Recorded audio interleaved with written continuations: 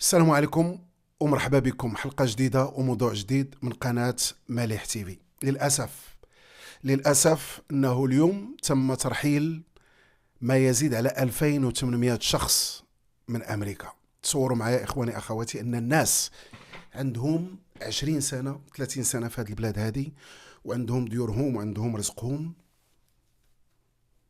كيهزوهم وكيصيفطوهم من البلاد بلا حتى حاجة. للاسف. ولكن هادو الناس الكريمينال اللي صراحه، هاد الناس هادو اللي داروا زبايل وداروا مشاكل في هاد البلاد هادي مع مرور الزمن، يعني ما كانش نضيف، لان امريكا عطاته الفرصه انه يخدم، وهادي مشى الحوايج اللي هما غير قانونيين، وهذا هو المصير ديال واحد العدد كبير ديال الناس اللي جاوا لهاد البلاد هادي وتعطاتهم هذيك الفرصه. فكنقولوا للاسف انه يعني تم ترحيل بزاف ديال الناس، وهذا الشيء هذا كل نهار اخواني اخواتي، كل نهار كل يوم غادي يتم ترحيل الناس اللي غير قانونيين في هذه البلاد هذه. هنا كنتجهوا للاخوان ديالنا المغاربه وكنقول لهم ان الناس اللي عندهم الجرين كارد، وهذه يعني مساله من الضروري انك ديرها في الجرين كارد ديالك. صور اخويا الجرين كارد وخليها معك في التليفون، ولا الى قصد الحال خلي معك الجرين كارد ديالك والمسائل الورقات ديالك خليهم معك في البسطام، لان اليوم امريكا كتغير، يعني كاين تغير وكاين تحسن بالنسبه للبلاد. يعني من حقهم انهم ينظفوا البلاد، من حقهم ان البلاد تمشي في الطريق الصحيح ديالها، لان كما قلنا انهم عطاو الناس فرص وما خداوهمش بالطريقه الصحيحه، خداوهم بالطريقه الغلط. they took advantage، هذه كلمه امريكيه، يعني خداوها بطريقه غير صحيحه، خداو هذه الفرصه هذه بطريقه غير صحيحه. وكما قلنا انه هادو الناس اللي هما دايرين مشاكل في البلاد، ولكن هذا الشيء هذا غادي يمشي على مراحل اخواني اخواتي. اليوم هاد الناس اللي دايرين الزبايل هما اللي مشاو لهم الاول، غدا غادي يمشيو لواحد اخرين، الناس اللي جاو يقراو وتسالت لهم الفيزا ديال القرايه وبقاو هنايا غادي يمشيو لهم. واحد العدد كبير ديال الناس اللي جاو لهنايا وبقاو وبدون يعني الوضعيه ديالهم ماشي مسويه، هاد الناس من حقهم انهم يمشيو يسقسيو. ولهذا كاين محاميين، كاين ناس الانسان يسقسي. الامور صبحات يعني معقوله 100%.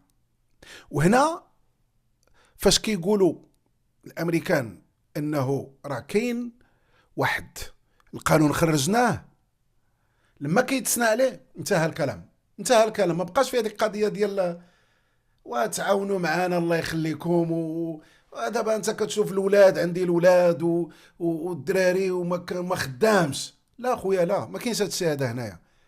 هاد نوض خدم وخدم في المعقول، بوان سيتو. هادشي اللي طالبه منك البلاد، انك تخدم وتخدم في المعقول. ولهذا نتمنى من الله ان الاخوان المغاربه يسمعوا هذا الفيديو هذا ويحاولوا يديروا انهم هذا الجرين كارد خصها تكون ضروري في جيبك اخويا. لان غادي نديروا سلسله ديال هذه الحلقات هذو ديال القانون، وغادي نقولوا القوانين اللي تخرجت عن طريق سلسلات، لان ما يمكنناش نديروها في فيديو صغير بحال هذا. اليوم غادي نتجهوا، دابا حاليا غادي نتجهوا لمدينه مكناس. مدينه مكناس كتعرف تغيير كبير، ولله الحمد انه اليوم المدينه كتعرف. انا اليوم شفت فيديوهات، ولا البارح شفت فيديوهات من اروع ما يكون، ان شفت السائحين كيصوروا باب منصور وكيصوروا مكناس وداك الشيء، فرحت بزاف.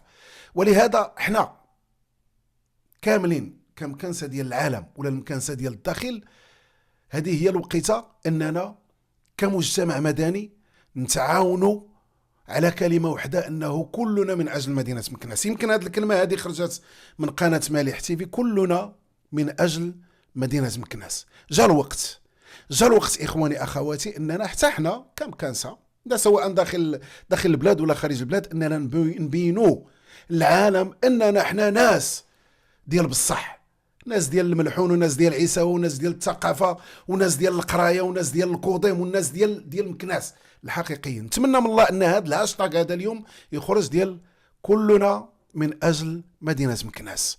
نتمنى من الله ان الناس، المجتمع المدني، يتعاون مع السلطات على هذه المساله هذه ديال التنظيف اللي هضرنا فيها في الفيديو اللي قبل من هذا. نتمنى من الله، لان انا شفت شي فيديوهات ما عجبوني صراحه. لا خلي اخويا نطفوا هذه البلاد هذه، الله يجعلهم لان التغيير لابد منه، تغيير لابد منه. ونتمنى من الله انه الرساله تكون وصلت للاخوان ديال مدينه مكناس، ديال العالم كامل، اننا كلنا من اجل هذه المدينه هذه الجميله، هذه المدينه التاريخيه. صراحه ياما نفرنا وغوتنا وهضرنا انه مدينه اليوم راه كاين تنظيف، كاين حاله تنظيف للمدينه. نتعاونوا كاملين وكلنا من اجل مدينه مكناس. والسلام عليكم ورحمه الله تعالى وبركاته.